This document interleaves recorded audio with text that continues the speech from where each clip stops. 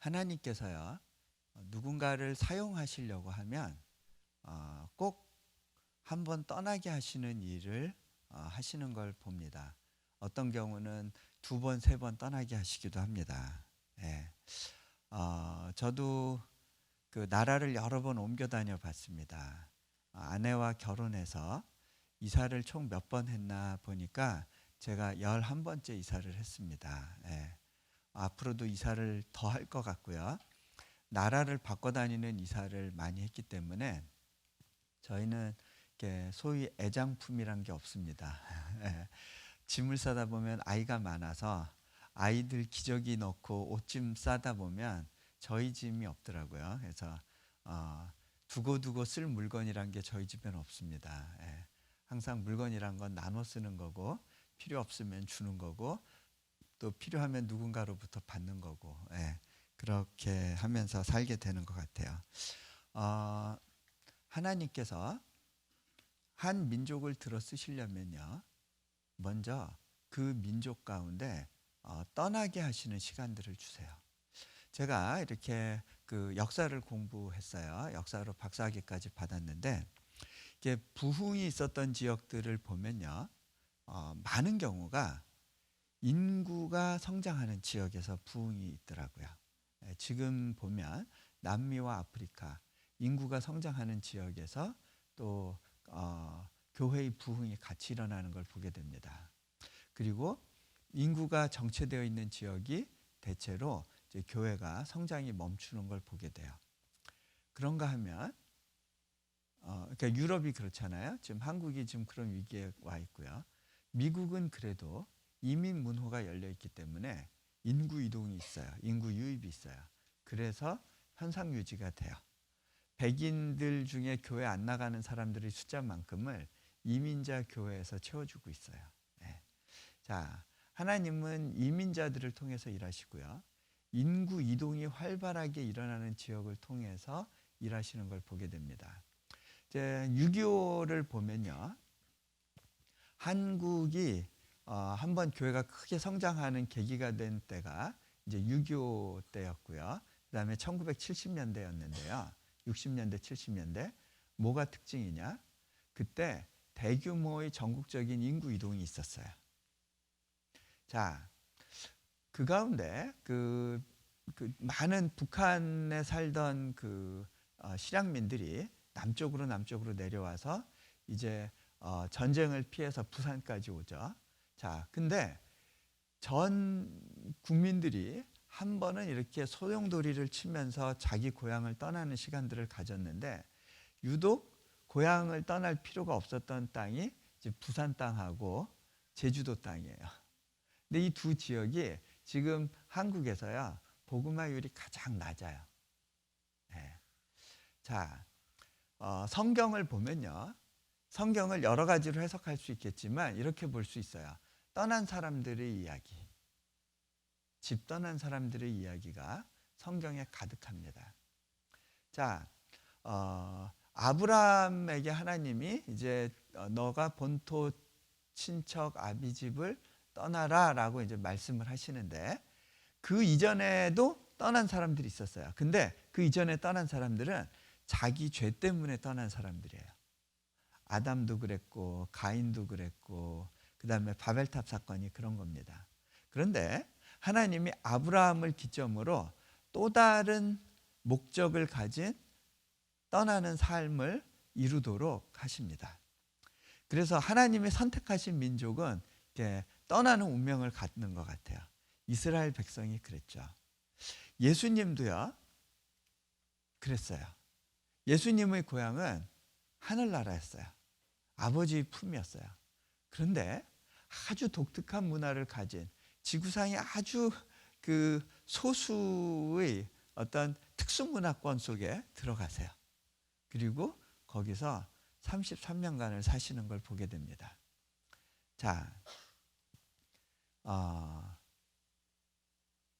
대한민국을 보면요, 대한민국이요, 이 나라가 원래는 이제 기마민족의 후예였는데 그 유교 문화가 들어오면서 이제 정주 문명권을 형성하게 됩니다.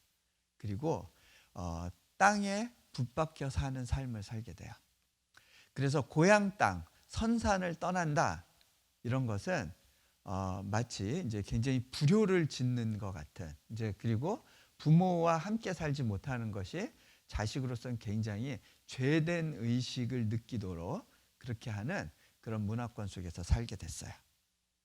자, 그런데 하나님께서 이 한국 민족을 사용하시기 위해서 흔들기 시작하십니다. 자, 1905년에 평양 땅에 부흥이 있고 난 이후에 하나님이 하신 일이 있었어요. 사람들을 흩으시는 거예요. 많은 사람들이 이제 그 일제히 강점기에 들어서면서 많은 사람들이 북쪽으로 이제 피난을 가게 되죠. 자, 그 당시에 만주 지역에 굉장히 많은 조선 사람들이 가서 살게 됐는데 그 지역에 사역하던 한 선교사님의 선교 보고에 보면 이런 내용이 나옵니다. 이 만주 벌판은 특별히 봄이 되면 황량하대요. 그 흙바람이 일고 온 세상이 누렇게 펼쳐져 있는 오직 한 색깔만 있는데 그 만주 벌판에 일주일에 한 번씩 꽃이 핀다는 거예요. 그 꽃은 뭐냐면 조선의 아낙네들이 주일날 아침에 아이들 흰옷 깨끗이 다려 입혀가지고 손잡고 교회 가는 행렬이라는 거였어요. 만주 벌판에 마치 하얀 꽃이 곳곳에 피어나는 것 같은 그런 모습이라고 묘사를 합니다. 나라를 잃은 그래서 소망 둘 곳 없는 그 사람들의 삶 가운데 예수님이 찾아오시고 만나주시고 새로운 소망을 주셨습니다. 제가 그 시베리아 지역을 다니면서 고려인들을 여러 차례 만났는데 이분들이 각자가 하나님을 만났던 이야기들을 들으면 참 감동이 있어요.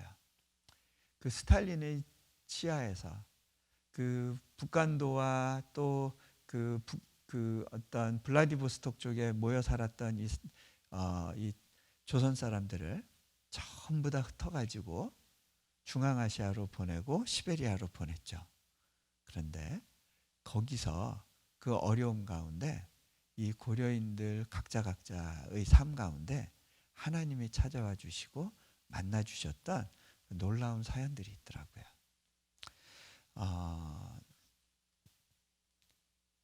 미주 땅에도 그렇게 해서 많은 사람들이 오게 됐고 하와이를 기점으로 멕시코를 기점으로 많은 사람들이 이제 나오게 되고 하나님이 조선 민족을 흩기 시작하셨어요.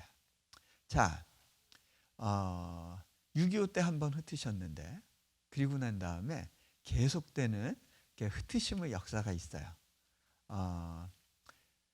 하나님께서 한국 공교육을 황폐하게 하셔서 교육에 열정을 가진 엄마들이 좀 더 나은 교육을 시키겠다고 뿔뿔이 오던 가운데 그 여파로 LA까지 오신 분들이 있었을 거고 그 어머니의 교육열 때문에 여기에서 정착해서 교육을 받으면서 자리 잡으셨던 분들이 이 가운데도 있을 겁니다. 그런가 하면 또 영어에 대한 어떤 강한 영어 공부에 대한 열풍을 불게 하셨다가 이제 미국이 이제 물가가 비싸지니까 사람들이 다 어디로 가요? 필리핀, 말레이시아, 그 다음에 지금요 그 아프리카의 코트디부아르 뭐 그런 나라 가보면요 거기에도 한국 유학생들이 있어요. 그 인터내셔널 스쿨에 간대요. 왜 그러냐면 아이빌리그에 그 왜 이렇게 나라 쿼터, 지역 쿼터가 있는데 아프리카에 한 서너 개 쿼터가 있으니까 그거를 따기 위해서 애들을 거기에 유학 보내는 부모님이 있을 정도로 그러니까 전 세계적으로 뭐 뉴질랜드의 기러기 엄마를 포함해서 많은 사람들이 이제 영어 교육 열풍으로 왔죠. 또 IMF라고 하는 어떤 위기가 닥치면서 또 많은 분들이 사업의 새로운 길을 찾아서 떠나고 많은 경우 중국으로 갔는데 중국의 뭐 뭐 이제 경제 환경의 변화나 위해나 절상이나 뭐 이런 문제로 인해서 또 동남아로 하나님을 흩으시고 그렇게 하고 계시고 있어요. 자, 여러분 이게 그냥 우연인 것 같잖아요. 그런데 하나님께서 예비하신 놀라운 계획이 그 가운데 있더라고요. 제가 1970년대 YM 이야기를 듣게 됐는데 YM의 리더분들이 이제 이야기한 내용 가운데 어떤 것이 있었냐면 70년대 하나님께서 YM의 리더들에게 기도 가운데 굉장히 강한 부담을 주셨대요. 그게 뭐냐면 한국으로 가라는 거예요. 한국에 가서 거기서 너희가 이 땅을 위해서 중보해라. 이 나라는 특별히 이 교회는 내가 선교를 위해서 구별한 교회다. 이 교회가 앞으로 그 일을 잘 감당할 수 있도록 너희가 그 땅 곳곳을 다니면서 기도하고 중보하고 교회를 깨워라. 이런 마음을 주셔서 많은 분들이 70년대 한국을 찾아서 기도하고 또 신학교도 가고 그 다음에 교회도 가서 그 말씀을 전했답니다. 그런데요, 어느 신학교에서 이런 이제 답이 왔대요. 말씀을 전하고 Q&A 시간이었는데 한 분이 질문을 했대요. 여러분은 그렇게 지금 설교를 하는데 그게 얼마나 무책임하고 대책 없는 이야기인지 아십니까? 당신들은 한국의 사정을 아십니까? 한국 사람들은 여권도 마음대로 받을 수가 없습니다. 가고 싶은 나라 갈 수 없습니다. 비자를 받아야 되는데 한국 사람한테 비자를 주는 나라도 별로 없습니다. 여러분 70년대 초반에 한국에서 나올 때 한국은행에서 미화 100불 바꿔줬대요. 네. 네, 여러분 그런 세대가 있었나 잘 모르시죠? 네. 저도 처음 여권 받을 때 방공교육 받아야 됐어요. 네. 자,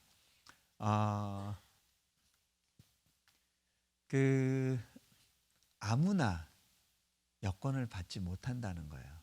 그 얘기를 했을 때 우리는 미국 사람들하고 다릅니다. 바랄 걸 바라야죠. 우리 같은 사람들이 어떻게 해외에 나가서 선교를 합니까? 이렇게 이야기를 했을 때 그분들이 그 말씀을 받아서 그렇군요. 그러면 우리가 하루빨리 한국 사람들이 여권을 자유롭게 받고 전 세계를 다니고 비자를 잘 받을 수 있도록 우리가 같이 중보하면서 기도합시다. 그때 그렇게 열심히 기도했다는 거예요. 자, 지금은요. 제가 한국 여권으로 세계를 다니는데 너무 편리해요. 예. 여러분 미국 여권 가진 사람하고 남미 여행하면 굉장히 불편한 거 아세요? 예. 미국 여권 받은 사람 때문에 그러니까 그거 가진 사람 때문에 비자도 미리미리 신청하고 받아야 되고 이게 왜 예를 들어서 브라질 갔다 파라과이 갔다 다시 브라질 들어가려면 이게 미국 여권 가진 사람하고는 그게 안 돼요. 예. 또 중동권 가려고 그럴 때 굉장히 불편해요. 예. 자, 그 한국 정부가 굉장히 열심히 일을 해서 그 비자 면제 협정을 세계 곳곳 굉장히 많은 나라와 맺었어요. 그게요, 그 이전에 기도한 분들이 있었다는 거예요. 자, 하나님이 한국 사람들을 흩으신 계기와 한국 교회가 선교에 대한 소망과 열정을 가지고 적극적으로 해외에 나가게 된 시기하고 대체로 맞물려요. 하나님께서 한국 교회의 선교를 위해서 굉장히 많은 부분에서 오래전부터 예비하고 준비하신 것이 있었다는 거예요. 자, 하나님이 세계에 한국 사람들을 흩으시고 교회를 세우신 이유가 있어요. 자, 근데요, 제가 이렇게 보면요, 이 미주의 한인교회는 미주의 한인교회는 그 다른 지역에 있는 한인교회하고 다른 몇 가지가 있어요. 특징이. 자, 다른 지역에 있는 한인교회는요, 그 땅에 살기 위한 목적, 내가 이 땅의 주민, 거주민이 되겠다라는 목적보다는 다른 목적을 가지고 가요. 그런데 미주 지역의 한인교회는 나는 이 땅에 정착해서 뿌리 내리겠다라고 생각하는 분들을 중심으로 돼 있어요. 그래서 다른 게 뭐냐면요, 세계 어느 한인교회를 가봐도, 뭐 인도네시아의 한인교회, 말레이시아의 교회 뭐 이렇게 가봐도 그 나라에서 현지어로 대예배를 드리거나 하는 경우는 별로 없어요. 그리고 아이들을 교육할 때 현지어로 교육하는 법이 없어요. 그죠? 네. 근데 이제 미국의 한인교회만 달라요.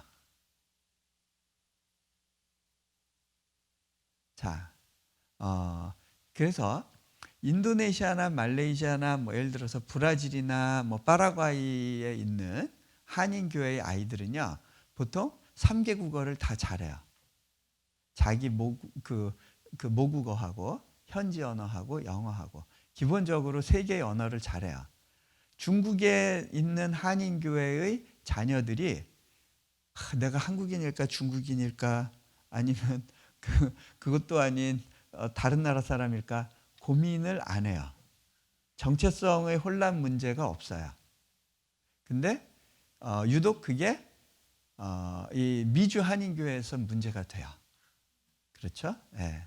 자, 이게 좋고 나쁘고의 문제가 아니라 우리가 처한 상황을 좀 객관적으로 놓고 보는 것이요, 유익해요. 내가 사는 삶의 환경이 굉장히 독특하고 특별한 세팅이라는 것과 내가 갖고 있는 가치관이나 나의 그 삶의 목적이나 방향성이 어떻게 보면 일반적인 거라기보다는 내가 선택한 굉장히 특별한 경우라는 것을 여러분 좀 인식하실 필요가 있어요. 잘 이해가 되셨는지 모르겠는데, 자, 오늘 제가 그래서 아브라함의 이야기를 좀 하려고 그래요. 하나님이 왜 아브라함을 부르셨는가? 자, 하나님께서 인류를 구원하려고 하는 그 역사의 새로운 계획을 하셨을 때 하나님께서는요, 어떤 한 그룹이나 민족을 주목하지 않으셨어요. 딱 한 사람을 보시더라고요. 한 사람을 찾으셨어요. 아브라함이라는 사람이었어요. 자, 근데 여러분이 그 하나님과 처음 대면하게 될 때 뭐라고 말할 것 같아요? 하나님께서 여러분에게 뭐라고 말씀하실 것 같아요? 근데요, 아브라함하고 하나님하고 오래전부터 잘 알았던 사이는 아니었던 것 같은데 첫 말씀이 뭐였냐면 굉장히 부담스러운 말씀이었어요. 떠나라예요, 떠나라. 근데요, 나의 일상, 나의 익숙한 환경에서 떠나는 것은요, 믿음과 굉장히 밀접한 관계가 있어요. 여러분은 적어도 믿음 생활을 더 잘할 수 있는 기본적인 환경이 갖춰져 있어요. 일단 한 번은 집을 떠나본 경험이 있고 고향을 떠나본 경험이 있으실 거예요. 물론 여기서 태어난 분들이야 뭐 아쉽지만 그런 기회가 없겠지만 적어도 여러분들은 한 번은 떠나본 경험이 있어요. 나그네 삶이 무엇인지에 대해서 여기가 이제 제2의 고향이 되시긴 했겠지만 적어도 나그네로 산다는 것, 그것이 어떤 느낌인지를 여러분들은 조금 알아요. 그러니까 성경을 조금 더 잘 이해할 수 있는 컨텍스트 속에 여러분들이 있는 거예요. 네. 자, 근데 떠나는데 어디로 떠나냐? 먼저 어디를 떠나냐? 아버지 집을 떠나래요. 아버지 집을 떠나면 어떤 일이 아버지 집 떠나기 전에 제일 먼저 나오는 게 죄송합니다. 고향을 떠나라고 그래요. 고향, 본토, 네가 사는 나라를 떠나라고 말씀하세요. 자, 이 나라를 떠나면 뭐가 불편하죠? 예, 언어 불편하죠. 예. 그 다음에 저는요, 제가 인도네시아에 새로 가가지고요, 언어를 또 공부해야 되거든요. 제가 이제 박사 과정 마치고서 내 인생에 더 이상 시험은 없을 거야 하고 좋아했는데, 나라를 바꿀 때마다 언어를 배워야 되니까, 나이가 들어서 배우려면, 이렇게 길에서 배울 수가 없잖아요. 학교를 다녀야 되는데, 이제 대학교 들어가서 제가 언어를 공부하는데요. 수업 한 2주 정도 지난 상태에서 이제 비자가 나와가지고 그때 들어가게 됐는데, 뭐죠? 숙제를 선생님 락커에 넣으라고 얘기를 해줬는데, 제가 그 얘기를 못 알아들었어요. 그래가지고 숙제를 들고 다음날 거기 다른 학생들한테 이거 가지고 어떻게 해야 되냐고 물어보니까 그 중에 한 사람이 좀 자격되는 사람을 뽑아야 되는데 어쩌자고 아무나 막 받는지 어학 수업 수준 떨어진다고 그 얘기를 누가 한마디를 하는데, 예. 난감하죠. 여러분 중에 이제 여기서 유학 경험 하신 분은 교수가 숙제 언제 제출하라, 뭐 숙제를 내줬는데 그거 무슨 말인지 못 알아들어서 막 이렇게 옆에 친구한테 물어보고 그럴 때 그 느낌 좀 불편하잖아요. 예. 제가 그래도 영어로는 그런 거를 별로 이렇게 스트레스를 안 받았었는데, 감사하게도. 근데 이 다른 언어에서는 어쩔 수 없더라고요. 예. 제가 인도네시아어 배우면서 도대체 이게 내가 몇 번째 배우는 언어인가 이렇게 세봤어요. 10번째 언어였어요. 아니, 제가 10개의 언어를 잘한다 이런 얘기가 아니에요. 그냥 배워본 언어가 10번째 언어라는 거예요. 배운 거. 잘하는 건 둘째 문제고요. 하나님이 계속 언제까지 굴리시나. 이게 마지막 언어가 되기를 바라는 마음은 있는데요.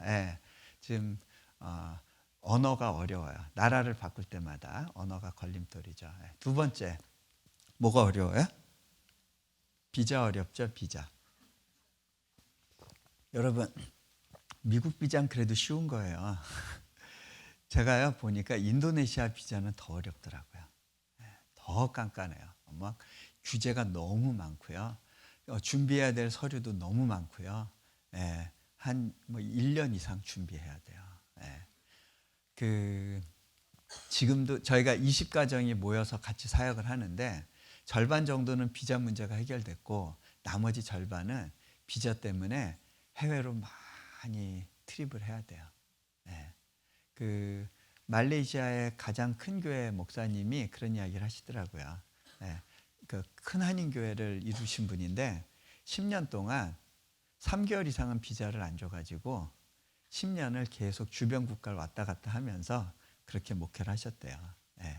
자, 여러분만 비자 힘든 게 아니에요. 다들 많이 비자가 힘들어요. 자, 또 뭐가 힘들어요? 음식도 힘들고, 그 다음에 또 이게 남 취급받을 때 힘들죠. 뭐 여기서 자란 2세들 같은 경우 뭐 이렇게 좀 알라바마나 이런 동네 여행하고 다니면 주유소에서 꼭 물어보죠. 너 어디서 왔냐? 그래서 나 미국 시민이다. 그러면 근데 너희 부모는 어디서 왔냐? 꼭 그 근원을 따져서 어딘지를 알고 싶어 하는 그런 질문들이 있을 때 그것이 이제 불편한 경우들이 있을 거예요. 그런가 하면 니네 나라로 돌아가라 이런 얘기 한마디 듣고 나면 며칠 동안 분해서 잠이 안 오고 그러신 경험들이 있을 거예요. 제가 몽골에서 아주 친한 전도사, 제가 잘 이렇게 양육하고 있는 전도사하고 여행을 하는데, 운전해주는 운전기사가 돈을 더 받으려고 이제 행패를 부렸어요. 그때 네가 좀 잘 얘기해봐라 그랬는데, 그 기사가 야, 넌 몽골 놈이 몽골 사람 편을 들어야지 왜 외국 놈 편을 들어, 딱 그 말 하니까요 아무 말도 못해요. 그 다음부터는. 자, 교통사고가 나면요, 자, 미국에선 그래도 말만 잘하면 정당한 대우를 받을 수 있잖아요. 몽골이나 인도네시아에서는요 무조건 외국인이 져요. 법정에 가서도요, 대부분 외국인이 져요. 외국 기업이 져요. 예. 자, 일단 외국에 나와서 산다는 건요, 여러 가지 불합리한 대우를 받을 것을 감수해야 돼요. 예. 그리고 다른 나라에서 사는 사람들은 여러분이 느낀 불합리나 그 부당한 처우라고 느끼는 것보다 훨씬 큰 처우를, 큰 어려운 처우들을 받고 산다라는 것을 좀 인식하실 필요가 있어요. 자, 친척을 떠난다는 건 어떤 의미냐? 자, 친척집을 떠난다는 건요, 이 아브라함 당시는 부족 중심 사회였습니다. 씨족 중심이었어요. 자, 자기를 가장 잘 보호해주는 그룹들이 주변에 있는 거예요. 그래서 만약에 누가 와서 내 양을 건드렸다, 내 양을 훔쳐갔다, 그러면 우리 부족원들이 가서 뺏어오는 거예요. 누가 와서 우리 집 아이를 막 때려줬다, 그러면 우리 부족원들이 가서 그 아이 때린 사람한테 보복을 해주기 때문에, 눈에는 눈, 이에는 이, 이런 보복법이 있기 때문에 저쪽에서 와서 함부로 못하는 거예요. 보호를 받아요.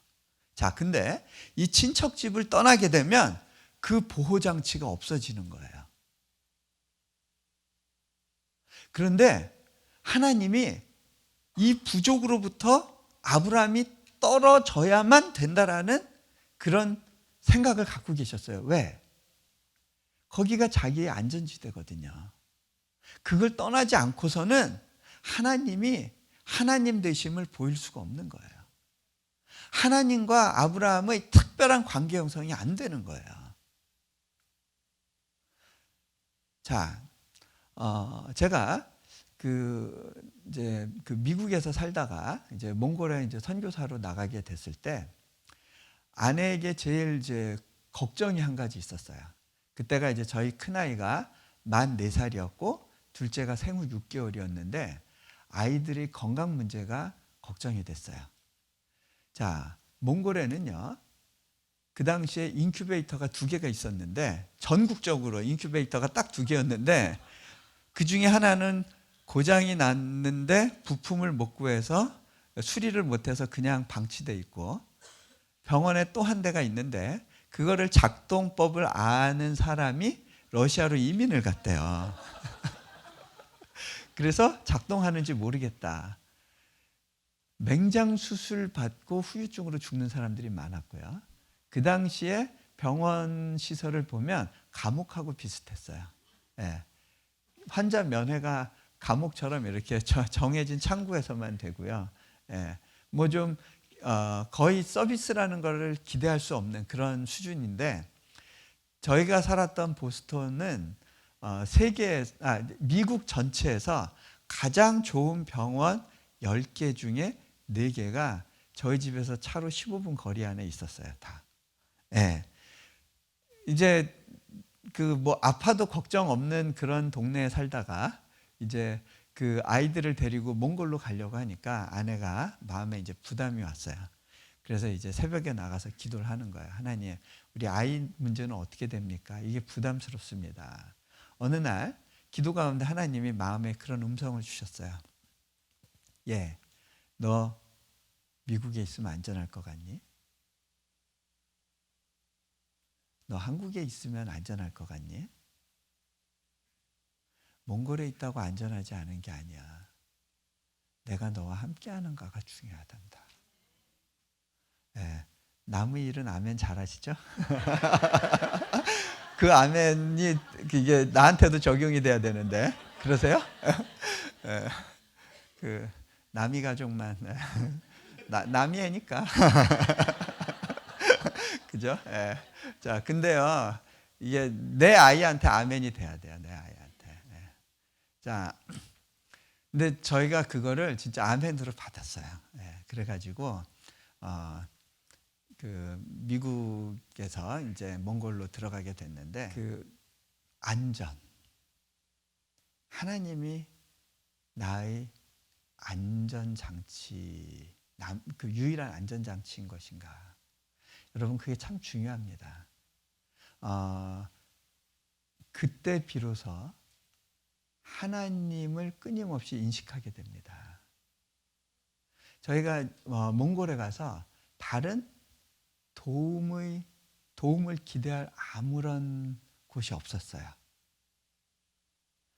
재정적으로도 뭐 이렇게 저희가 갖춰놓고 시작한 것이 아니었고, 어디서 이렇게 빵빵하게 후원을 해주시거나 한 것이 아니었고, 모든 것을 하나님이 주시는 것에 의지하면서 살아가야 되기 때문에 그때 전적으로 하나님의 살아계심과 계속해서 지속적으로 나를 바라보고 살피시는 것에 대한 인식을 가지고 살 수 있었던 것 같아요. 그것이 제게는 굉장한 영적인 성숙을 가져다 줬어요. 자, 아버지의 집을 떠난다는 건 어떤 의미일까? 네. 예전에는요, 재산 그러면 다 부동산이었어요. 동물들은 믿을 만한 재산이 아닙니다. 왜 그러냐면요, 동물은 어떤 문제가 있냐면 재난이 닥치면 다 죽어버릴 수가 있어요. 물려줄 수 있는 재산은 부동산인데 주로 집, 땅, 뭐 이렇게 농장, 포도원, 과수원, 뭐 논밭 이런 겁니다. 자, 근데 거기서부터 분리되면 재산을 받을 수가 없게 됩니다.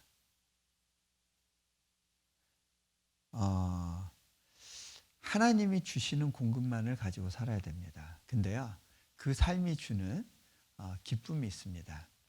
한 번은요, 그러니까 저희가 그 인도네시아에 이제 몇 가정이 이제 들어와서 정착을 해서 이제 그 집을 얻게 됐는데 교회에 광고를 했어요. 혹시 집에 안 쓰시는 물건들이나 창고에 박아놓고 있는 물건들 있으시면 저희를 위해서 좀 이렇게 나눠주시면 뭐든지 감사하게 쓰겠습니다. 광고를 했어요.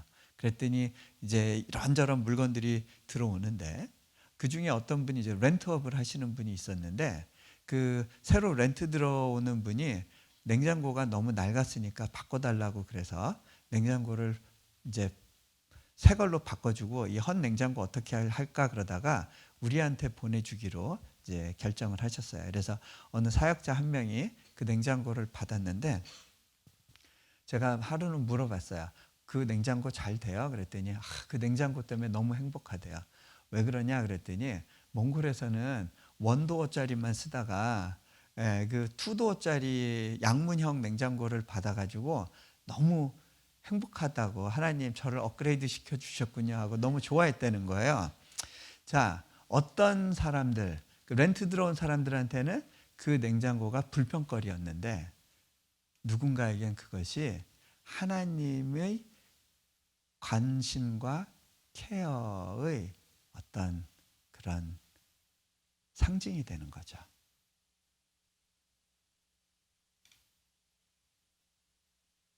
하나님이 주시는 공급을 가지고 사는 사람의 삶 가운데 누릴 수 있는 특별한 유익이에요. 자,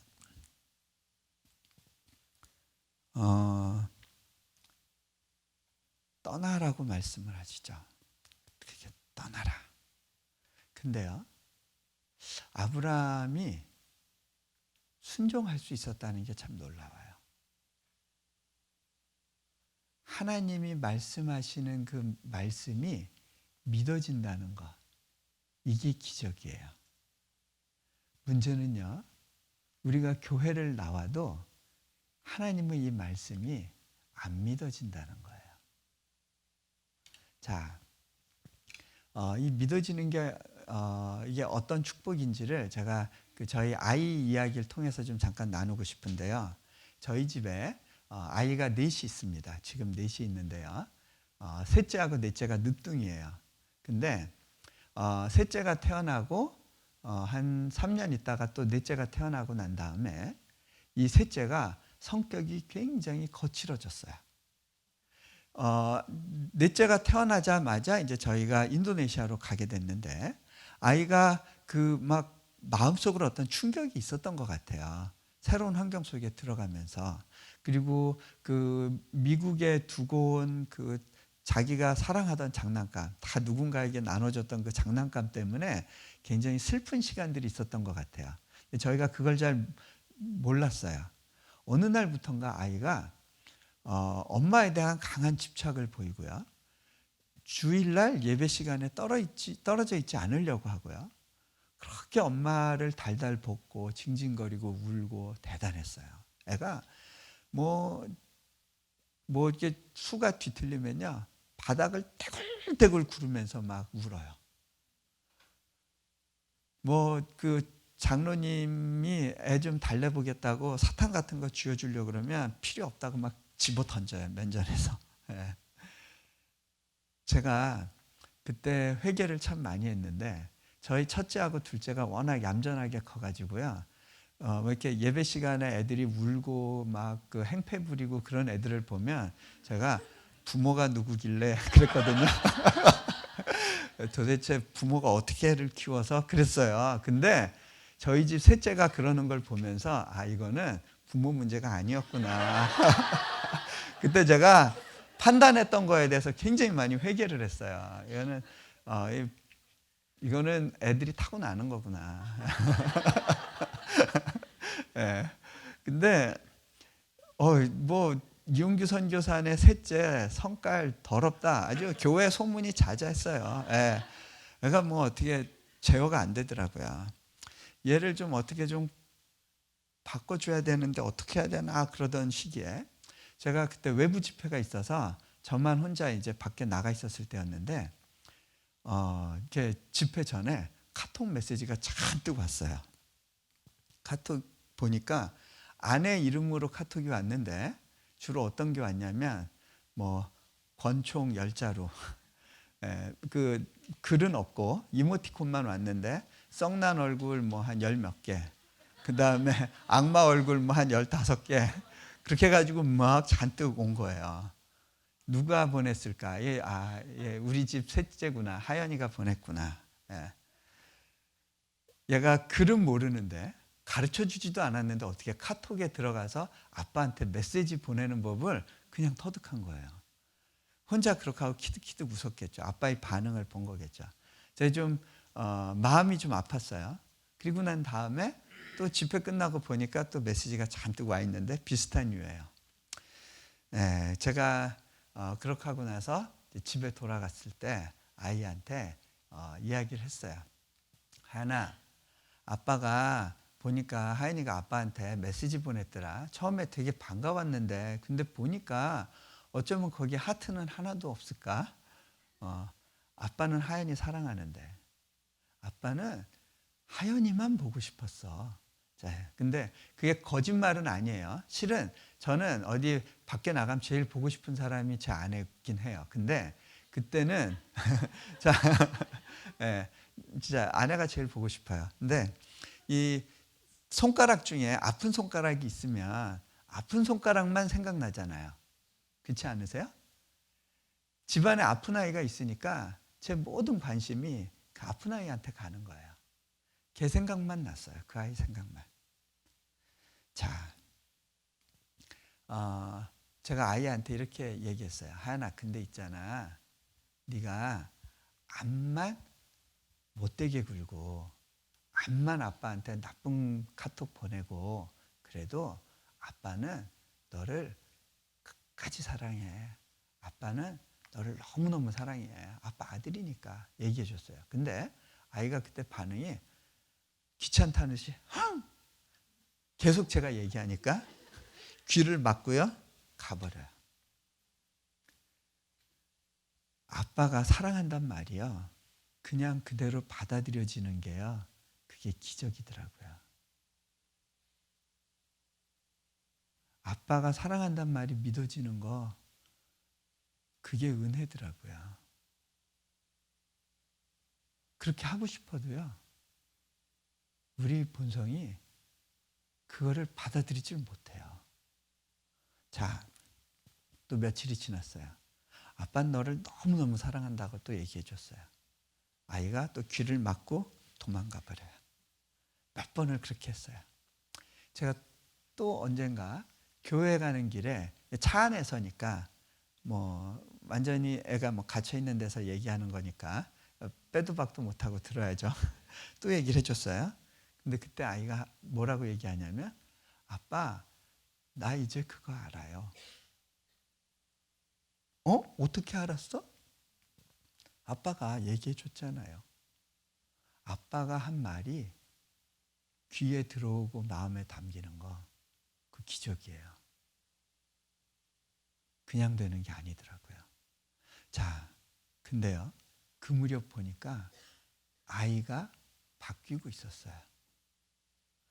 첫 번째로 아이가 기다릴 줄 알게 돼요. 예전에는 유치원 보내려면 울고불고 엄마 다리 붙들고 안 떨어졌었어요. 그런데 이제는 빠이 하고 잘 가요. 이번에는 자기가 교회, 지금 이제 초등학교 1학년인데 그 교회에서 이제 수련회 가자고 선생님이 꼬시니까 제가 수요일까지 생각해 볼게요. 그랬대요. 그러고서는 집에서는 거기 가기 싫은데 그래 놓고서는 또 결국은 그 이번에도 아주 빠이 엄마 빠이 하면서 잘 떨어져서 갔어요. 예. 얘가 떨어질 줄 알고 불안해하지 않고, 그리고 그렇게 어떤 안정감이 생기니까요, 동생을 때리는 숫자가 현저히 줄어요. 예. 엄마 아빠 몰래 이렇게 동생 쥐어받고 때리고 하는 숫자가 현저히 줄고, 아주 없어지지는 않았는데 그래도 아이가 동생하고 노는 법을 배우더라고요. 바뀌었어요.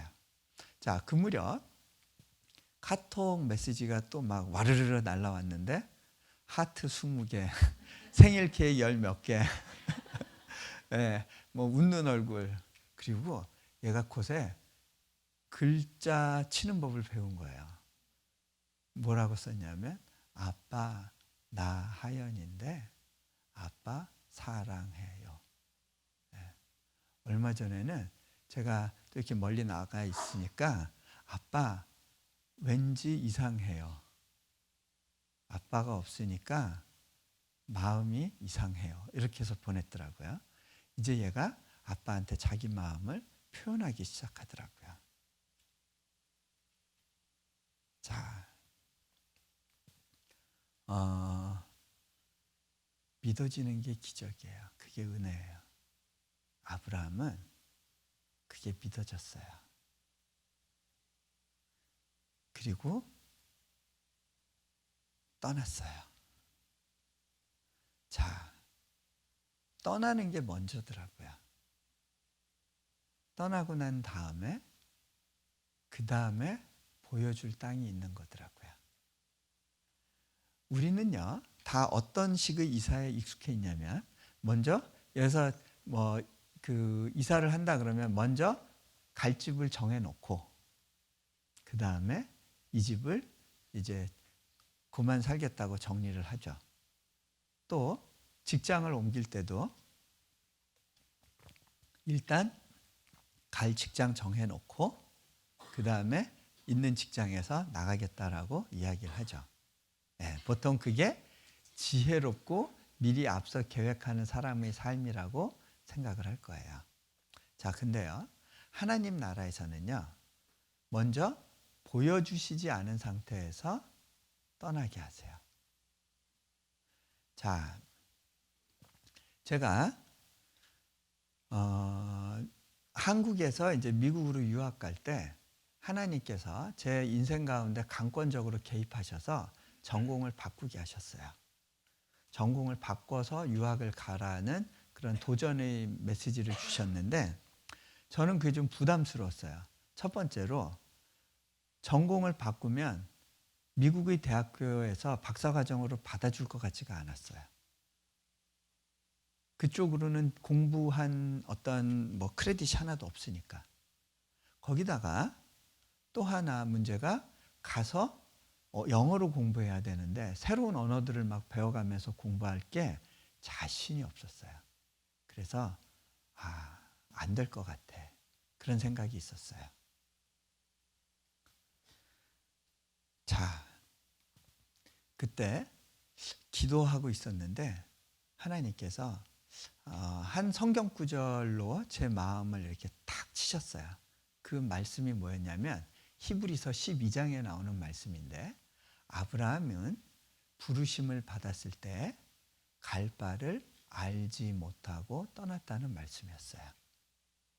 그 갈 바를 알지 못하고란 단어가 제게 와서 탁 부딪혔어요. 그때 떠나야 되겠구나 결심하고 이슬람 역사를 공부하겠다고 이렇게 원서를 냈고요. 하버드 대학교에서 받아줬어요. 자, 근데 가서 공부하는 게 너무 힘들어서 첫 해는 많이 울면서 보냈어요, 시간을. 그런데 제가 그 8년 동안 그 미국에 있으면서 왜 그 공부를 해야 되는지 모르고 공부하니까 힘들더라고요. 제가 시작한 공부가 아니었기 때문에 이렇게 좀 힘들었어요. 근데 언제 제가 이 공부를 하는 게 맞구나라는 걸 깨닫게 되었느냐면 인도네시아로 부르심을 받았을 때예요. 몇 년 걸렸냐면 제가 결단하고 나서 15년 걸렸어요. 자, 여러분, 하나님이 여러분을 이 땅 가운데로 부르신 진짜 이유에 대해서 여러분들이 다 이해하기까지는 오랜 시간이 필요할 수도 있어요. 하나님, 그때 왜 나를 이렇게 어려운 시간 가운데 두셨어요? 왜 내게 굳이 이런 힘든 시간들을 허락하셔야 됐습니까? 그 질문에 답을 얻기까지는 15년 정도는 기다려 보시지 않겠습니까? 네. 자, 이제야 비로소 하나님께서 이 일에 쓰시려고 이렇게 준비해 놓으셨구나라는 걸 많이 느껴요. 자, 제가 몽골에 들어갈 때만 하더라도요, 제 인생에 한 2년 정도를 섬기겠다고 헌신을 했기 때문에 제가 평생 선교사가 될 거란 생각은 못 했었어요. 그리고 몽골에 들어간 건데, 가서 1년 지났을 때 하나님께서 제게 다시 묻는 시간이 있었어요. 제가 그때 앞으로의 진로를 어떻게 하면 좋을까요? 하고 기도하면서 묻고 있었는데 하나님께서 제게 너 여기 더 있어주지 않을래? 질문하셨어요. 근데 그 질문이 너무 달콤했어요. 정말요? 더 있죠 뭐. 네. 자, 어떤 분들은 물어요. 그때 좀 흔들리고 좀 뭐 이렇게 불편하지 않았냐고. 네, 그렇지 않았어요. 자, 우리 몽골 사람들이요, 한국에 와서 일하고 다시 몽골로 돌아가고 난 다음에 한국에 대해서 잊지 못해 하는 것이 세 가지가 있어요. 한국의 맛 세 가지. 뭐냐? 첫 번째 김치, 두 번째 삼겹살, 세 번째 신라면. 예. 이 맛에 길들여지니까 이것 때문에 이게 괴로운 거예요. 일주일을 살면서 괴로워서 번 돈 다 깨서 한국 식당 가서 일주일에 한 번씩 김치하고 라면하고 막 매운 음식 뭐 김치찌개 이런 거 해가지고 막 먹고, 그리고 또 일주일 살다가 또 돈 벌어가지고 또 한국 식당에서 깨고 이렇게 살더라고요. 예. 자, 여러분, 이 하찮은 음식도요, 그 맛에 길들여지면 그거 없이는 못 살죠. 그거 없으면 밥 먹은 것 같지가 않고, 뭔가 여러분 커피에 길들여진 분들 커피 없이 하루 살려면 힘드시죠?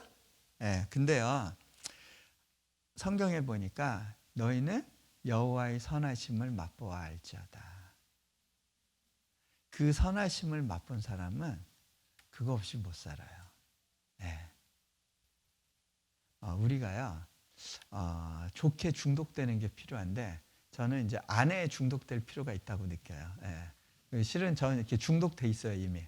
그리고 그 다음에 하나님께 중독되는 게 필요하더라고요. 예.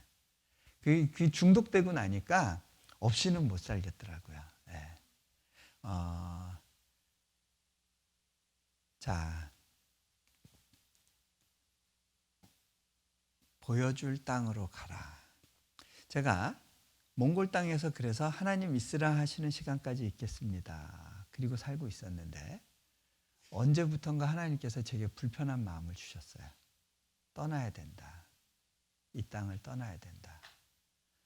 하나님 어디로 가야 되나요? 그러면 갈 곳은 말씀하지 않으세요. 하나님 제가 없어지면 학교가 어려워질 텐데 그럼 어떡하죠? 하나님이 말씀해 주세요. 학교가 더 이상 너를 의지하지 못하게 할 거다. 우리는요, 내가 없으면 안 되는 조직을 만들고 싶어요. 내가 안 나오면 불편해지는 교회를 가고 싶어요. 그렇지 않으세요? 네. 내가 한동안 빠지면 궁금해하고 막 힘들어하는, 아파하는 그런 공동체를 원해요. 그렇지 않으세요? 그런데 자, 실은 내가 더 이상 도울 일이 없어지는 건요, 그거는요, 은혜예요.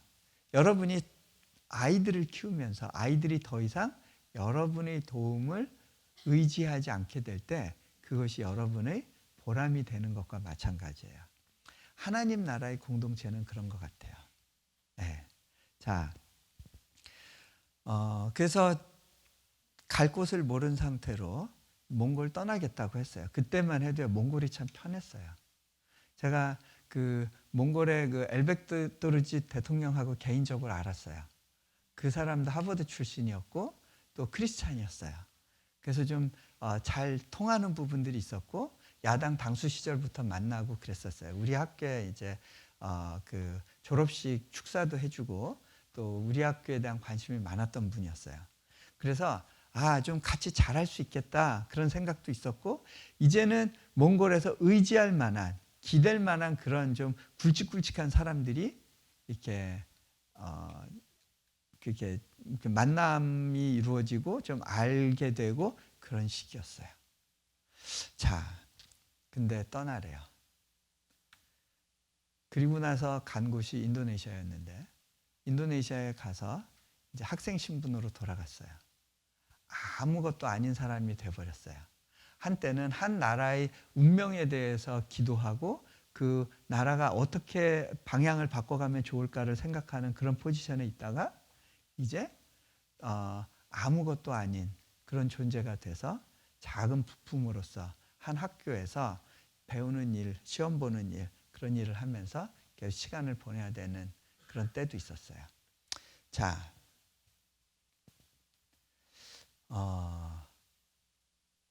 제가 생각할 때는요, 몽골에 남아있는 것이 하나님 나라를 위해서 조금 더 제가 일하기에 좋은 포지션인 것 같은데 하나님의 관심은 제가 얼마나 하나님을 위해서 열심히 일을 잘해주는가에 있지 않았던 것 같아요.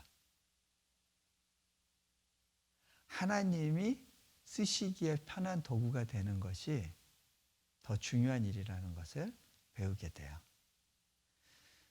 자, 하나님께서 여러분의 인생 가운데에서도요, 떠나라고 요구하시는 그런 시간들이 있을지 몰라요. 그때 여러분이 굉장히 이 중요한 도전 가운데 필요한 반응을 해야 돼요. 제가 이렇게 보면요, 많은 분들이요, 믿음 생활이라는 게 제가 보기에는 번지 점프하고 비슷한 부분이 많은 것 같아요. 근데 많은 분들이요, 다 번지 점프대 위에만 앉아 있어요. 떨어질 생각들을 안 해요. 교회 안에서 다 그 안에만 이렇게 머물러 있어요. 우리 손 꼭 잡고 굳게 떨어지지 말자. 고이고이 같이 지내자. 뭐 이제 그런 분위기인 것 같아요. 특히 한번 떠났다고 하는 이 미주 지역의 교회들도 보면 다 그런 생각들이 많은 것 같아요. 네. 자, 제가 이렇게 번지 점프한 분들 이야기를 들어보면요, 떨어질 때 아주 스릴이 있기도 하지만 더 사람을 오싹하게 하는 순간이요, 줄이 끝까지 떨어진 다음에 이제 이게 그 탄력이 있으니까 다시 뛰어오르죠. 그때 느낌이 굉장히 오싹하대요. 사람은요, 자기가 갈 길을 스스로 정하고 컨트롤해서 그 길을 정확하게 찾아가기를 원해요. 자, 그런데 누군가 보이지 않는 힘에 이끌려서 알지 못하는 곳으로 이렇게 다 끌려가는 느낌이 사람을 굉장히 오싹하고 불편하게 만드는 거예요. 여러분, 그 디즈니 놀이기구 어떤 때 제일 오싹해요? 예측하지 못한 방향으로 내가 확 끌려갈 때, 그죠? 예, 그때 오싹하잖아요. 자, 근데 제가 이렇게 제 인생에 영적인 번지 점프를 몇 번 경험을 해봤는데, 제 인생을 하나님께 맡기고 이렇게 뛰어내려 봤을 때 시간이 지나서 보니까요, 이 번지 점프대를 위에서 보고 있는 거예요. 어느새 탁 당겨져 있어요. 그 다음에 이제 또 떨어지는 거예요. 그리고 나서 또 보면 제가 떨어진 자리를 위에서 조망하는 거예요. 자, 요셉의 삶을 보세요. 형들이 미움을 받아서 구덩이에 떨어졌어요. 다시 올려져요. 그죠? 근데 다시 또 내동댕이 쳐지죠? 애굽의 그 종살이로. 거기서 또 보디바리 집으로 올라왔어요. 거기서 뭐 가정 총무까지 했어요. 근데 다시 감옥으로 나락에 떨어지죠. 또 다시 올라오죠. 하나님이 이끄시는 삶의 여정 가운데 이런 패턴들이 있는 것 같아요. 그런데 놀라운 사실은 하나님이 영적으로는 우리를 더 높은 곳으로 인도하신다는 거예요. 여호와께서 나의 발을 사슴의 발과 같게 하사 높은 곳을 다니게 하시는도다. 이 높은 곳은요, 지위가 높은 곳이라기보다는 영적으로 조망하는 자리예요. 어디에 적이 오고 있고, 어디에 길이 있고, 어디에 먹을 것이 있는지를 볼 수 있는 자리예요. 근데 문제는요, 교회 안에 다 이렇게 앉아서 머물러 있어요. 번지 점프가 좋은 점에 대해서 다 열심히 교육을 받았어요. 네. 근데 이제 몸을 날리질 않는 거죠. 다 그렇게만 있으면 심심하니까, 이제 어떤 분들은 이제 한번 끝에 가서 이렇게 한 발 들고 서봅니다. 야, 내가 선교 간다면 뭐 이러면서 와, 굉장히 스릴 있을 것 같아. 그러면 꼭 뒤에서 이렇게 깐죽거리는 사람들 있죠. 와가지고 왁 하는 사람. 예. 근데 왁 할 때 이 한 발 들고 있는 사람이 어떻게 반응할까요? 고마워 그러고 떨어져 줄까요? 뒤로 확 물러서죠? 한마디 하죠? 장난치지 마. 떨어질 뻔했잖아. 장난치지 마가 첫 번째 말일 거예요. 여러분, 이거 장난인 거예요. 장난.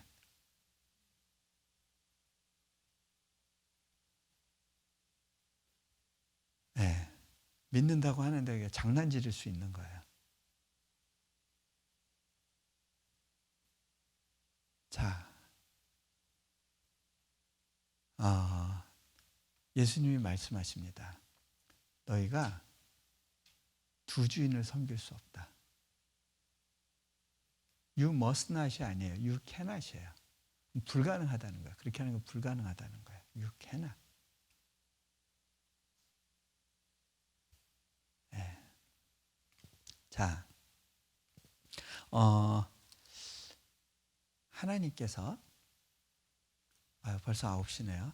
제가 15분만 더 하고 끝낼게요. 네. 네. 오늘만 길게 할게요. 네. 자, 하나님께서 아브라함이 그렇게 떠났을 때 약속을 주세요. 축복인데요. 그 축복이 뭐냐? 너를 축복하는 자를 내가 축복하고 너를 저주하는 자를 내가 저주하겠다. 그래서 땅의 모든 사람들이 너를 통해서 복을 받을 거다. 네가 복이 된다. 네가 복의 근원이 된다. 라고 말씀하세요. 자, 근데요, 우리가 이 부분을 좀 생각할 필요가 있어요. 네가 복이 돼서 복 없는 땅으로 가라라는 게 하나님의 명령이었어요. 가나안 땅, 저주받은 사람들이 살았던 땅이에요. 아브라함은 가자마자 그곳에서 기근을 만나요. 후대에는 거기가 젖과 꿀이 흐르는 땅으로 묘사되어 있지만요, 거기는 메소포타미아나 애굽처럼 그렇게 풍요롭지가 않았어요. 그 당시에 그 메소포타미아가 한 미국 정도 될 거고요. 아마 애굽이 그 중국 정도 될 거예요. 그 사이에 물도 많지 않고 건조한 지역, 그 가나안 땅으로 하나님이 아브라함을 보내시는 거예요. 그리고 말씀하세요. 네가 복이 된다. 한국 분들은요, 복에 대한 관심이 굉장히 많아요. 근데요, 이 복 그러면 뭐를 생각하시냐면 편안한 걸 복으로 생각하세요. 그래서 이빨 아프지 않는 게 칠복 중에 하나다 이런 말씀을 하시죠. 자, 안녕이라는 단어는 뭐냐면 그게 피스하고는 좀 다른 개념이에요. 샬롬하고는 다른 개념이에요. 문제가 없이 어제의 일이 오늘 여전히 그냥 지속되는 것을 안녕이라고 하는 거예요. 우리는 그런 식의 문제가 안 생기고 어려움 없는 것을 복이라고 생각을 하고 살아왔어요. 그리고 복은 어느 지역에 몰려 있다라는 생각을 했어요. 그래서 물이 좋은 곳을 찾고요. 어디가 복이 많은 지역인지를 찾아다녔어요. 그래서요, 전 세계에 흩어진 한국 분들 이렇게 보면요, 한국 분들 중에 좀 돈 있는 분들이 모여 사는 지역들이 정해져 있어요. 자, 지역을 고를 때 첫 번째 보는 게 뭐냐면 학군을 봐요.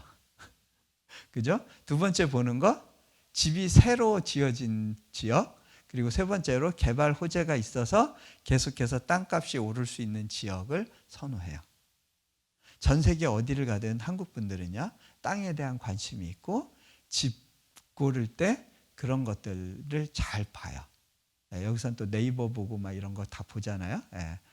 동네 어느 민족이 사냐 이런 거 관심 갖고. 그러면서 가능하면 돈 많은 사람들, 안정적인 직업을 갖고 있는 사람들 쪽에 같이 묻어가려고 그러고요.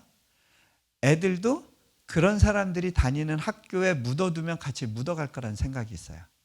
소위 맹모 삼천지교, 맹자 어머니가 자식 교육 때문에 3번 이사했다라는 그런 그 전통이 우리 안에 있어가지고 꼴찌여도 좋으니까 어떻게든 괜찮은 학교에 밀어 넣으면 거기서부터 맞춰서 묻어갈 거다라고 하는 그런 인식이 우리 안에 있어요. 복 있는 곳에 애들을 보내라는 생각이 있는 거예요. 그것 때문에 LA까지 오신 분들이 있을 거예요. 그죠? 미국 딴 지역 살다가 LA로 오시고, 한국에서 부산 살다가 서울로 왔다가 서울에서 또 여기로 오시고 이런 분들 많을 거예요. 자, 뭐 때문에 그래요? 복 때문에 그래요. 우리가 갖고 있는 복 개념이 있고 그것이 여러분의 사명이 된 거예요. 그 복을 잡는 게 여러분의 인생의 목적이 된 거예요. 그렇죠? 네. 그렇게 해서 아마 떠나오셨을지 모르겠어요. 자, 그런데 아브라함을 보내신 방식이 다르더라고요. 근데 아브라함을 따라온 롯이라는 친구가 있었어요. 그 조카 롯은요, 어디를 갔냐면 이제 그 복을 원했는데 하나님이 주시는 복보다는 다른 복을 생각했던 것 같아요. 그러니까 이제 아브라함의 목자하고 계속 이제 갈등이 있었어요. 그래서 아브라함이 자, 이제 결단을 하자. 너랑 나랑 이제 갈라져야 될 것 같은데, 왜냐하면 비전이 다르고 방향이 다르니까. 네가 좌하면 난 우하겠고 네가 우하면 내가 좌하겠다라고 이야기를 했을 때 롯이 주변을 둘러보고서는 어디를 정하냐면 그 이전 성경 번역을 보면 소알과 고모라 땅을 보니까 거기는 물이 풍부하여 여호와의 물된 동산 같았더라. 풍요하다라는 거기에 딱 꽂힌 거예요. 자, 여러분, 풍요를 따라가는 삶에 한 가지 치명적인 문제가 있습니다. 뭔지 아세요?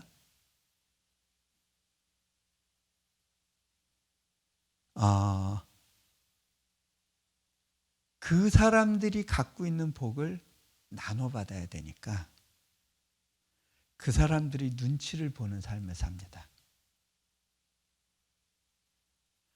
룻이 그랬어요. 그랬기 때문에 그 땅에서 의인으로 살 수 없었던 거예요. 동네 남봉꾼들하고 그 딸이 그냥 교제하게 내버려 두고요. 왜? 빨리 동화돼야 되니까, 빨리 그래서 그 사람들 복을 받고 이방인으로 여김받으면 안 되니까 남봉꾼들하고 교제하게 내버려 두는 거예요. 그 사람들이 삶의 방식을 따라가는 거예요. 그러다가 그 딸들이 물들어서 어떻게 돼요? 결국 자손을 잃어버리더라고요. 자손을. 복 찾으러 갔다 자손을 잃어버리더라고요. 어떻게 돼요? 그 딸들하고의 관계 속에서 하나님의 자손과 대적하는 그런 민족을 만들게 되잖아요. 그 부인 보고 빨리 나오라고 그랬더니 내가 이 좋은 동네를 어떻게 떠나, 여기에 한국 마트도 있고 큰 거 있고 그다음에 여기에 내가 좋아하는 한국 식당에 그 베트남 식당도 옆에 있고 내가 우울할 때마다 가는 커피숍에 거기 내 액세서리점에 모든 게 다 손에 익었는데 애들 학교도 가깝고 내가 여길 두고 어떻게 떠나. 그러다가 소금 기둥이 되더라는 거죠.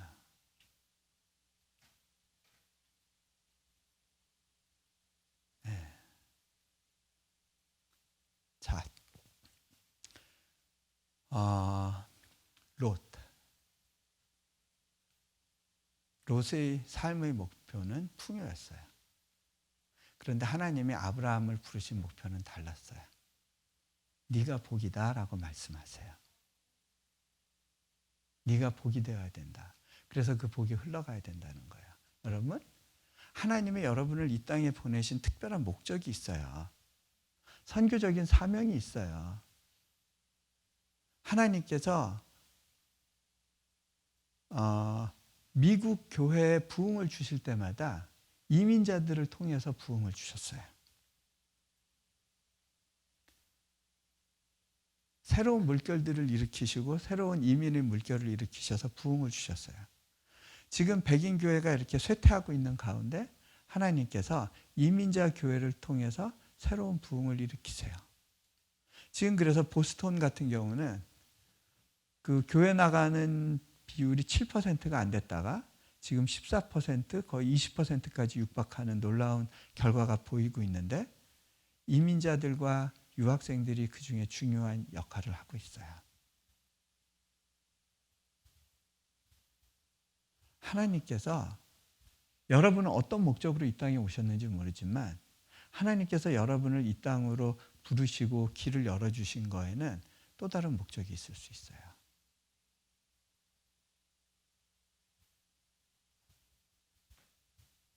자, 복을 나누러 온 거예요. 이 땅에 빌붙어서 이 사람들이 받은 복을 나눠받기 위해서 온 게 아니라는 거예요. 내가 지금 가진 게 없어도 여전히 하나님께서 나를 통해서 이 땅에 부으시고자 하는 축복이 있다는 거예요.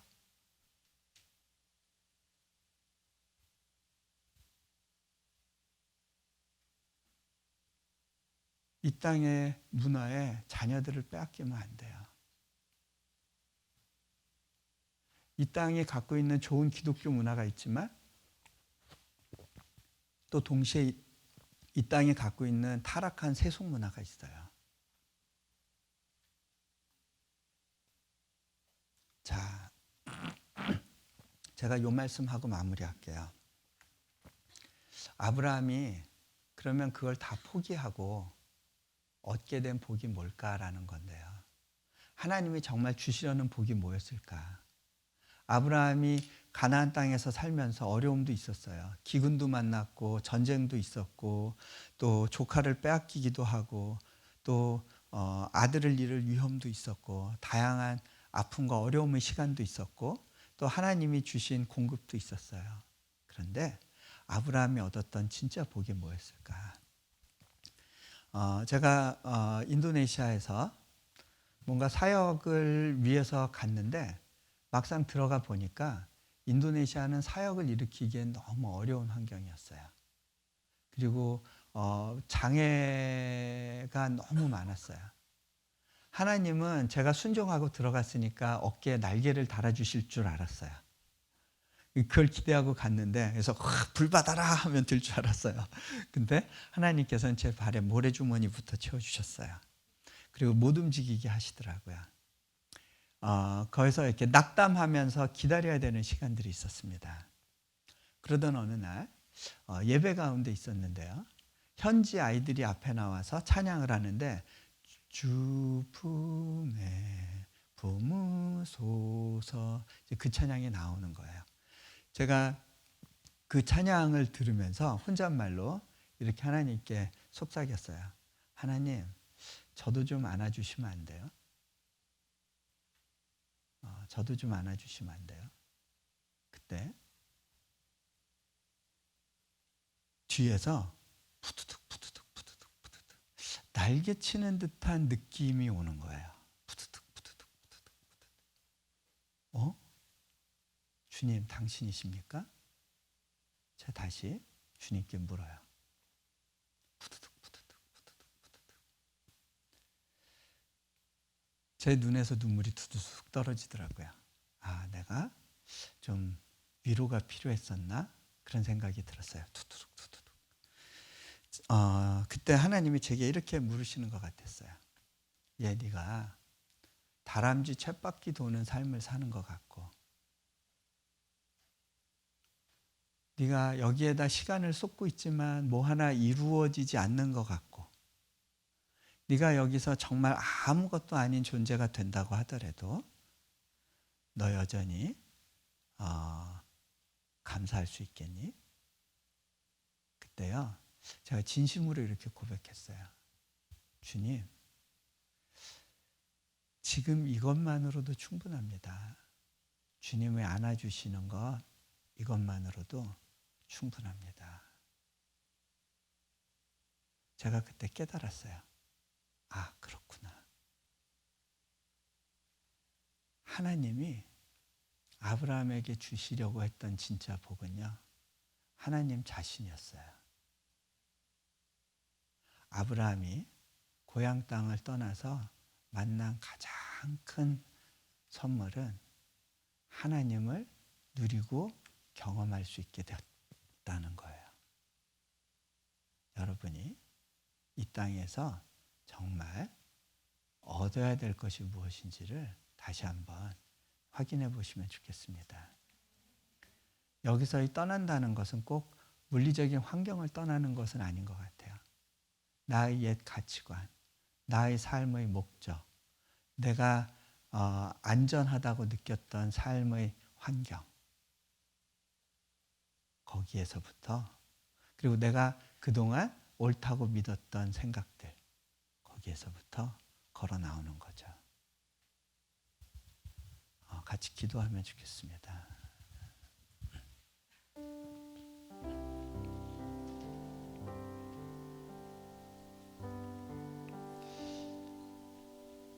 여러분은 어떻게 하다 보니까 그냥 운이 좋아서, 아니면 나의 판단의 미스로, 여러 가지 이유로 이 땅에 와 계신다고 생각했을지 모르겠습니다. 그런데 하나님께서 나의 보잘것없는 삶 가운데에도 하나의 목적을 주셨고, 사명을 주셨고, 이 일을 위해서 아주 오래전부터 특별한 계획을 갖고 계셨습니다. 한국 사람들 참 어렵고 힘든 시간들 가운데에서라도 하나님을 만나게 하셨고, 각각이 사는 땅에서 복이 되게 하셨습니다. 제가 이 세상의 많은 나라 민족들을 보니까 어떤 사람들은 주님을 섬기기 위해서 사우디아라비아에 스스로 보모로 들어가기도 하고, 여러 가지 위험 가운데 또 중동 지역에 들어가서 발 마사지사가 되고, 그렇게 해서라도 복음을 전하는 사람들이 있었습니다. 우리가 누군가의 발을 씻어줄 수 있는 힘만 있어도 우리는 하나님을 섬길 수 있습니다. 우리가 남의 집에서 부모 역할을 할 수만 있어도 우리는 그 삶의 영역에서 하나님의 축복의 통로가 될 수 있더라고요. 복은 다른 데 있지 않았습니다.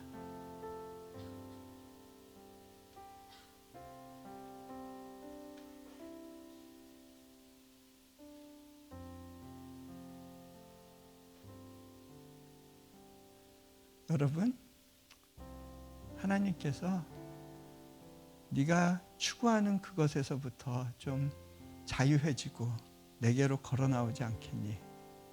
그렇게 말씀하실 때 주님이 내게 말씀하시는구나 믿어지는 거, 그게 기적입니다. 그게 믿어지니까 바꾸라고 이야기를 안 해도 바뀌더라고요.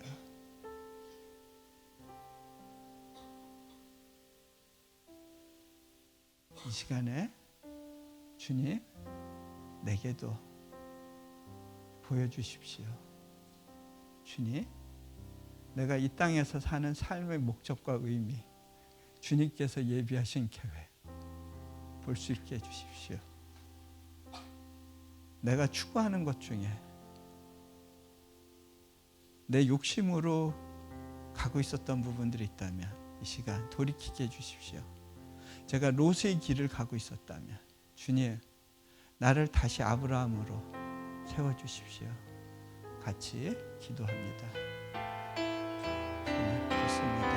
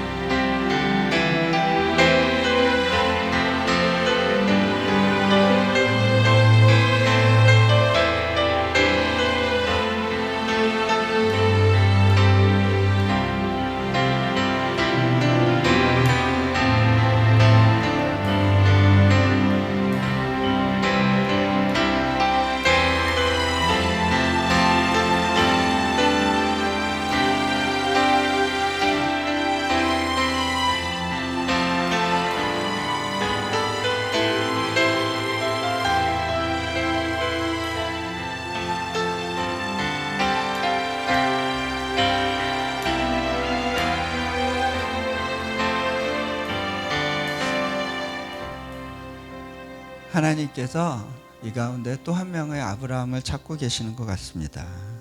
또 그래서 그 일 때문에 제가 또 비행기를 타고 달려왔는지도 모르겠습니다.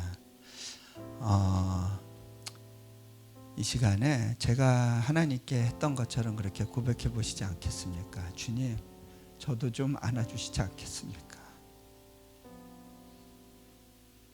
저에게 가장 필요한 복은 당신의 품으심입니다. 주님, 내가 피곤하고 힘들고 바빴지만 혹시 목적 없이 어떤 그냥 궤도를 벗어나기 싫어서 그렇게 반복적으로 살아온 삶이었다면 주님, 이 가운데에서라도 주님께서 나를 부르신 이 땅에 살게 하시는 의미를 또 볼 수 있도록 주님, 저를 다시 안아주시지 않겠습니까? 한 번만 더 기도하면 좋겠습니다. 주님.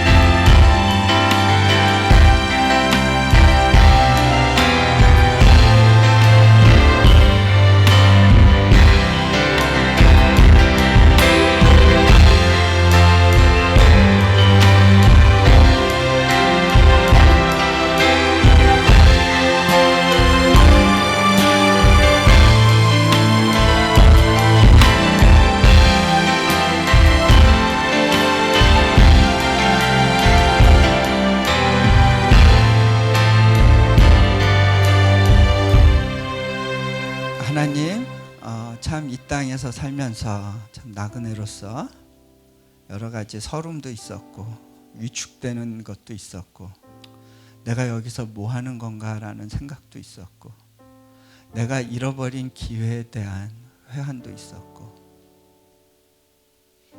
이것이 최선의 선택이었나라고 하는 또 질문도 있었습니다. 그리고 이 땅에서 자라는 아이들을 보면서 때로는 기대와 흐뭇함도 있지만 때로는 불안도 있었습니다. 주님, 몸이 힘들고 버겁고 바쁜 삶이었습니다. 그냥 그저 살겠다고 어둥거리며 그렇게 달려왔습니다. 그러다 보니 어느새 뭐가 맞는 건지 뭐가 우선순위인지 모르고 그렇게 지나는 시간들이 있었습니다. 주님, 이 시간 찾아와 주셔서 다시 만져주시고 우리가 영점 조정을 다시 할 수 있게 해주십시오. 그리고 주님 주시는 은혜 가운데 우리에게 허락하신 이 나그네 삶 가운데 우리가 누릴 것이 무엇인지 또 주님이 누구신지 알게 해주십시오. 우리 주 예수 그리스도 이름으로 기도합니다. 아멘.